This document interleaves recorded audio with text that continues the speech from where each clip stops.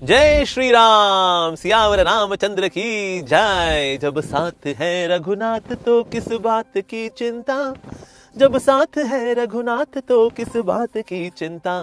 तो रघुनाथ जी हमारे साथ हैं और हम रघुनाथ जी के साथ हैं उनका सुंदर मंदिर बनाने के लिए।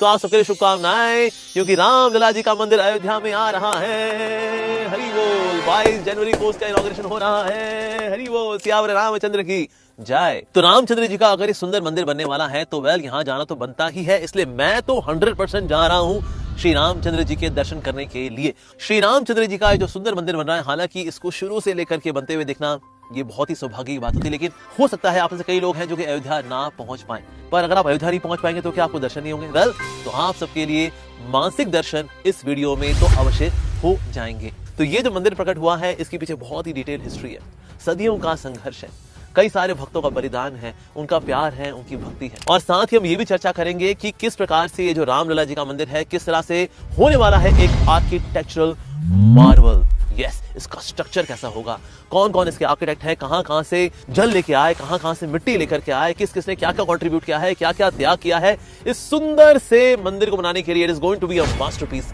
पर ये मास्टरपीस भला किस तरह का होगा, सो आज हम वो सब आपसे शेयर करने वाले हैं। तो ये जो मंदिर आज प्रकट हो रहा है ना, वेल, इसके पीछे है 134 साल की कानूनी लड़ाई। 162 साल पहले 1858 में पहली FIR दर्ज की गई थी इस मंदिर के इशू को लेकर के।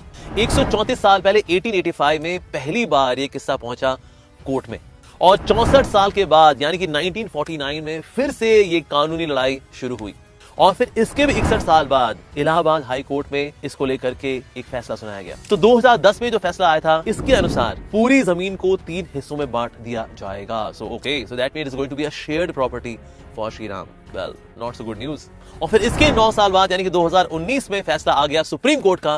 वेल, यहाँ पर तो रामलला जी का मंदिर ही बनेगा और श्री राम यहाँ पे विराजमान होंगे। तो ये जो मंदिर बनाया जा रहा है, it is under the guidance and supervision of Shri Ram Janmabhoomi Teerth Kshetra trust. It is going to be India's one of the largest temple.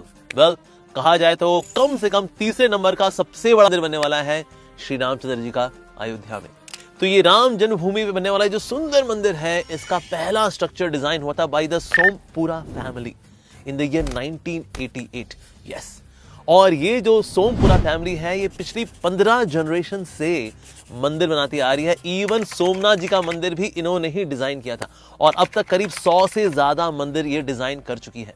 इसमें जो चीफ आर्किटेक्ट है, उनका नाम है चंद्रकांत सोमपुरा, और उनके 2 पुत्र उन्होंने भी सहयोग दिया इस मंदिर को बनाने में, जिनका नाम है निखिल सोमपुरा और आशीष सोमपुरा।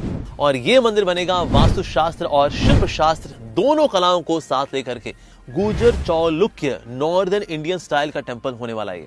इसको पहली बार डिस्प्ले किया गया था 2019 में प्रयाग के कुंभ मेला में। और साथ ही इस मंदिर की खास बात यह होगी कि इसमें कोई भी आयरन रॉड नहीं होगी, no steel rod, no iron rod, बल्कि पत्थरों को आपस में इंटरलॉक करके यह मंदिर बनेगा। लेकिन हाँ, इसके अंदर व्हाइट सीमेंट, कॉपर और वुड, इनका इस्तेमाल किया जाएगा भगवान का मंदिर बनाने में। और इसके पीछे कारण ये है कि मेटल का इस्तेमाल करते हैं तो स्ट्रक्चर की उम्र कम हो रही है, उसको कोरोजन हो सकता है, जंग लग सकता है उसको। नहीं, पत्थर में कौन सा जंग लगता है जी, नहीं। तो इसीलिए कम से कम ये 1000 साल के लिए ये मंदिर बनाया जा रहा है, इसीलिए इसमें मेटल्स का कम से कम इस्तेमाल किया जा रहा है। और श्री राम जी के सुंदर मंदिर में श्री राम के नाम की इंस्क्राइब की हुई ब्रिक्स ही इस्तेमाल की जा रही है फॉर मेकिंग द टेंपल। और साथ ही वो कार सेवक जिन्होंने अपना जीवन दिया श्री राम जी का मंदिर बनाने में, उनकी स्मृति में उनके द्वारा जो ऑफर्ड शिलाएं थी, उनके लिए स्मृति स्मारक भी बनाया जाएगा। और साथ ही for the territorial integrity of the nation, अलग अलग स्थानों से, पवित्र नदियों से, थलों से मिट्टी और जल को लाया गया है, ताकि श्री राम जी के मंदिर को जब भी हम देखें तो हमें हमारी राष्ट्रीय एकता का भी स्मरण हो। तो हम सब जानते हैं सीता माता लंका में कहाँ रही, अशोक वाटिका में रही। तो इसलिए अशोक वाटिका से लाई गई है माता सीता की एक शिला। By whom? श्रीलंका के ही मिनिस्टर हैं जो कि लेकर के हैं माता सीता की शिला इस सुंदर भव्य मंदिर के लिए। इस मंदिर की एस्टिमेटेड कॉस्ट थी 1800 से 2000 करोड़ रुपए की। वैसे तो भारत में राम जी से प्यार करने वाले इतने सारे लोग हैं कि एक एक व्यक्ति कह रहा था जी मैं सारा पैसा दे दूंगा जी भगवान श्री राम जी के मंदिर को बनाने में, लेकिन ट्रस्ट का ये मानना था नहीं, किसी एक व्यक्ति को श्रेय नहीं मिलना चाहिए राम जी के मंदिर को बनाने के लिए, बल्कि हम सब भारतवासी मिल करके इसमें कंट्रीब्यूट करेंगे। इसीलिए करीब 5 करोड़ से 6 करोड़ लोगों ने श्री राम लला जी के सुंदर मंदिर को बनाने के लिए कंट्रीब्यूट किया। वीएचपी के कई सारे कार्यकर्ता सेल्फलेसली घर घर जाते थे और उनसे रिक्वेस्ट करते थे, राम जी के मंदिर को बनाने के लिए आप प्लीज कंट्रीब्यूट करिए। तो अगर श्री राम लला जी का इतना सुंदर मंदिर बन रहा है तो भला इस्कॉन कैसे पीछे रहता। इसलिए यथाशक्ति ऑलमोस्ट सारे इस्कॉन टेम्पल्स ने रामचंद्र जी के इस मंदिर को बनाने में सहयोग दिया और इस्कॉन के डिवोटीज के इस कंट्रीब्यूशन को देख करके ही उनको इनवाइट किया गया है। अयोध्या में भी तो करीब 500 से ज्यादा डिवोटीज इनवाइटेड हैं कि वो वहां पर आए और यहाँ पर अयोध्या की गलियों में करिए हरिनाम संकीर्तन, प्रसाद बांटिए। जी हाँ, तो इसलिए फ्री ऑफ कॉस्ट प्रसाद बांटा जाएगा। इसके साथ ही डिवोटीज यहाँ पर फ्री डिस्ट्रीब्यूशन करेंगे हमारी भारतीय संस्कृति पे आधारित बुक्स का, स्पेशली श्रीमद् भगवद गीता, जो कि फ्री ऑफ कॉस्ट दी जाएगी वहां पर आए हुए शरणार्थियों को, तीर्थयात्रियों को और भक्तों को। लेकिन हाँ, कोई भगवद गीता का मिसयूज ना करे कि फ्री मिल रही है, कोई बात नहीं, ले लेते हैं जी, बाद में लिफाफे बना देंगे। तो इसीलिए भगवद गीता दी जाएगी फ्री ऑफ कॉस्ट। लेकिन हाँ, उसके साथ एक 20, 25, 30 रुपए की एक पतली सी छोटी सी किताब भी होगी जो व्यक्ति ले सकता है, लेकिन इसके साथ भगवद गीता भी दी जाएगी and this Bhagavad Gita would be absolutely free of cost. और इसके अलावा साथ ही ISKCON East of Kailash New Delhi से एक पदयात्रा शुरू हुई 10 दिसंबर को। जी हाँ, 10 दिसंबर 2023 को डिवोटीज पैदल चलते चलते पहुंचेंगे अयोध्या धाम और वहां पर पहुंच कर करेंगे गलियों में हरिनाम संकीर्तन, श्री राम का नाम, हरि का नाम गुंजायमान होगा अयोध्या में। और साथ ही इस्कॉन के द्वारा एक बहुत ही बड़ा किचन भी सेटअप हो रहा है ताकि जितने भी तीर्थयात्री वहां पर आए तो किसी को भी प्रसादम के लिए यहां वहां भटकना पड़े, they can come to our ISKCON camp and we would give you prasadam free of cost. So Larsen and टर्बो LNT ये इसके मेन कॉन्ट्रैक्टर हैं और वो सेवा कर रहे हैं राम जी की एब्सोल्युटली फ्री ऑफ कॉस्ट। इस मंदिर की सिविल कंस्ट्रक्शन शुरू हुई थी अगस्त 5 को 2020 में आफ्टर भूमि पूजन सेरेमनी। LNT कंस्ट्रक्शन कंपनी के करीब 550 वर्कर्स ने इसमें सहयोग दिया। Round the clock they were working ताकि टाइम से मंदिर कंप्लीट हो सके। और साथ ही पिंक सैंडस्टोन का इस्तेमाल किया जाएगा कार्विंग करने के लिए और ये कार्विंग करने के लिए आ रहे हैं 1000 से भी ज्यादा workers right from Rajasthan in the service of Shri Ram.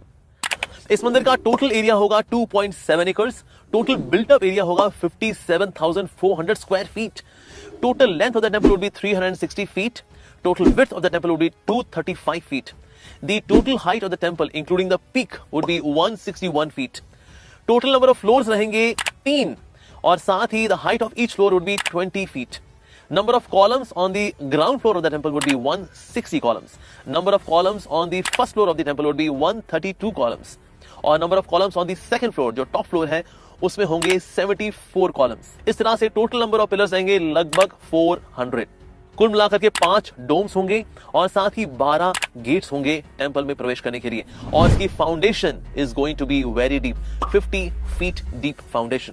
और साथ ही गर्भगृह के मध्य स्थान में 5 मंडप भी होंगे, कुड़ू मंडप, नृत्य मंडप, रंग मंडप और इसके अलावा कीर्तन मंडप और प्रार्थना मंडप भी रहेंगे। यानी कि कीर्तन मंडप में आप कीर्तन करिए और प्रार्थना मंडप में सीताराम जी से प्रार्थना करिए। और हर एक मंडप के ऊपर एक शिखर रहेगा और इसमें जो टॉलेस्ट शिखर होगा वो गर्भगृह के बिल्कुल ऊपर होगा।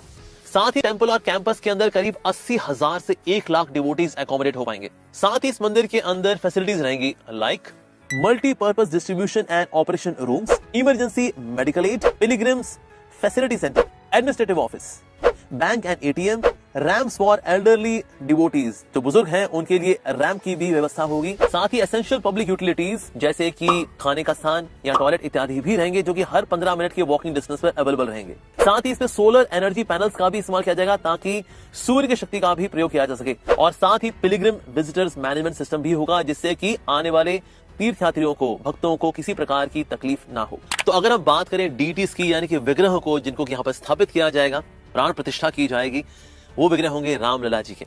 तो यानी कि यहाँ पर किशोर रूप में राम जी उपस्थित होंगे, यहाँ पर राम लला जी के होंगे। यानी कि 5 साल की उम्र में रामचंद्र जी जैसे दिखते थे वैसे विग्रह यहाँ पर स्थापित किए जाएंगे। और साथ ही राम लला जी के इस विग्रह में उनके साथ धनुष बाण भी रहेगा। सबसे पहले प्लान ये था कि हम नेपाल से शालिग्राम शिलाएं लेकर के आएंगे जो कि 60 मिलियन ईयर ओल्ड थी और उन शिलाओं से सीता और राम जी के विग्रह बनाए जाएंगे। लेकिन नक्काशी में कुछ दिक्कत आने की वजह से ये प्लान कैंसिल करना पड़ा, दुर्भाग्य की बात है। बट एनीवेज, लेकिन अब आ रहे हैं श्री रामचंद्र जी के विग्रह 3 स्थानों से। तो तो इसमें जो 2 स्थान है जहां से विग्रह आ रहे हैं वो तो कर्नाटक में है और एक ऐसा स्थान भी है जो कि राजस्थान में है। तो इन तीनों जगह से विग्रह आएंगे तो जो ट्रस्ट है वो डिसाइड करेगा कि इनमें से कौन से विग्रह यहाँ पर स्थापित किए जाएं। तो वासुदेव कामत नाम के शिल्पकार हैं जो कि मुंबई से हैं और वो इन डीटीज को कार्व आउट कर रहे हैं। और इन तीनों में से जो सिलेक्टेड विग्रह होंगे उनको 17 जनवरी 2024 को स्थापना के लिए लाया जाएगा और 5 दिन का बहुत ही भव्य फेस्टिवल होगा प्राण प्रतिष्ठा का। यस, और इस प्रकार से 17 तारीख को जब फेस्टिवल शुरू होगा, 22 तारीख को ये इंस्टॉलेशन कंप्लीट हो जाएगा। और श्री रामचंद्र जी का जो सुंदर विग्रह है इसको सोने के सिंहासन पे रखेंगे हमारे देश के glorious prime minister Narendra Modi ji. और श्री रामचंद्र जी के विग्रह को इस प्रकार से प्लेस किया गया है कि रामनवमी के दिन सूर्य की किरणें सीधे भगवान के मस्तक पे पड़ेंगी, यानी भगवान का सुंदर चेहरे का आप दर्शन कर पाएंगे रामनवमी के दिन। तो श्री रामचंद्र जी का जो विग्रह होगा ये होगा 52 इंच टॉल और इसके नीचे पेडिस्टल भी आएगा। तो कुल मिलाकर के आपको दर्शन होंगे 8 फीट सुंदर विग्रह के Shri Ram ji standing on a beautiful lotus pedestal. और साथ ही इस मंदिर के करीब 2000 फीट नीचे एक टाइम कैप्सूल भी डाल दिया गया है। आप कहेंगे ये टाइम कैप्सूल क्या होता है जी? टाइम कैप्सूल के अंदर क्या होता है? टाइम कैप्सूल के अंदर वो सारी जानकारी होती है कि भला यहाँ पर राम जी का मंदिर कैसे आया, किसने बनाया, इसके क्या क्या फीचर्स थे, आसपास भला क्षेत्र में क्या क्या हुआ करता था, कहां से पत्थर आया, कहां से जल आया गया, ये सारी डिटेल्स रहेंगी इस टाइम कैप्सूल के अंदर, ताकि भविष्य में कोई इतिहास के साथ अगर छेड़छाड़ करना चाहे, वेल सर, टाइम कैप्सूल के अंदर ये सारी डिटेल्स दी गई हैं। तो टाइम कैप्सूल के अंदर जो भी जानकारी होती है ये लंबे समय तक रह सकती है, उसमें किसी प्रकार का भी दोष नहीं आता, उसमें किसी प्रकार का विकार नहीं आता। So time capsule is also there so that in future also people can know. इस प्रकार से मंदिर से संबंधित जो भी जानकारी है वो सुरक्षित रह पाती है कई हजारों सालों तक। वैसे तो ये रामलला जी का मंदिर हमेशा रहेगा, बट जस्ट इन केस अगर फ्यूचर में कोई जानना चाहे कि जी ऐसे कैसे बन गया जी, तो sir time capsule is there as an evidence that yes ये राम जी का मंदिर ही था और हमेशा रहेगा। सारे विवादों कर दो किनारे, नो मोर कोर्ट केसेस। और साथ ही रामचंद्र जी के मंदिर में घुसते हुए जो मुख्य प्रवेश द्वार है वहां पर जो घंटा होगा वो 2100 किलोग्राम का होगा, 6 फीट लंबा होगा, 5 फीट चौड़ा होगा और करीब 50 से 60 वर्कर्स मिलकर के इस घंटे को बना रहे हैं और इसकी टोटल कीमत होगी 10 लाख रुपए। इसके अलावा 10 और घंटे भी लगाए जाएंगे जो कि 500 किलो के, 250 किलो के और 100 किलो के होंगे।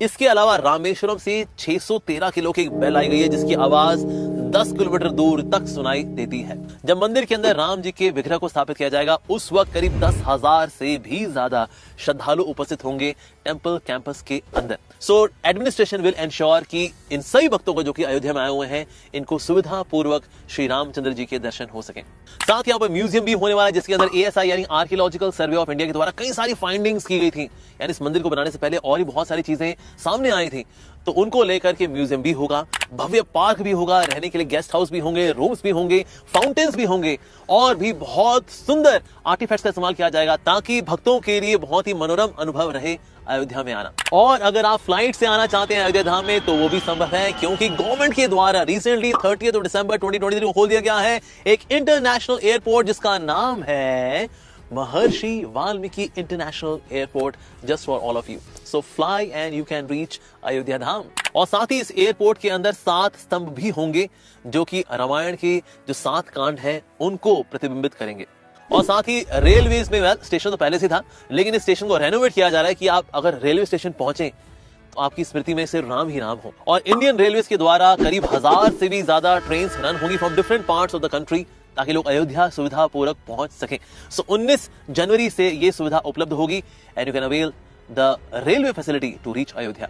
तो श्री रामचंद्र जी की प्राण प्रतिष्ठा का जो प्रोसीजर है वो मकर संक्रांति से यानी कि 14 जनवरी से शुरू हो जाएगा और 10 दिन तक ये सारा प्रोग्राम चलेगा।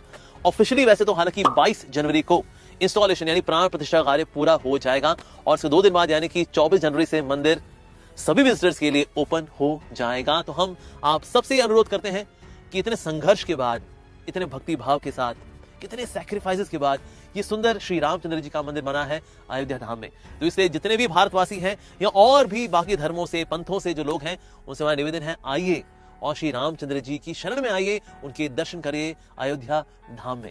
सियावर रामचंद्र की जय। हरे कृष्णा।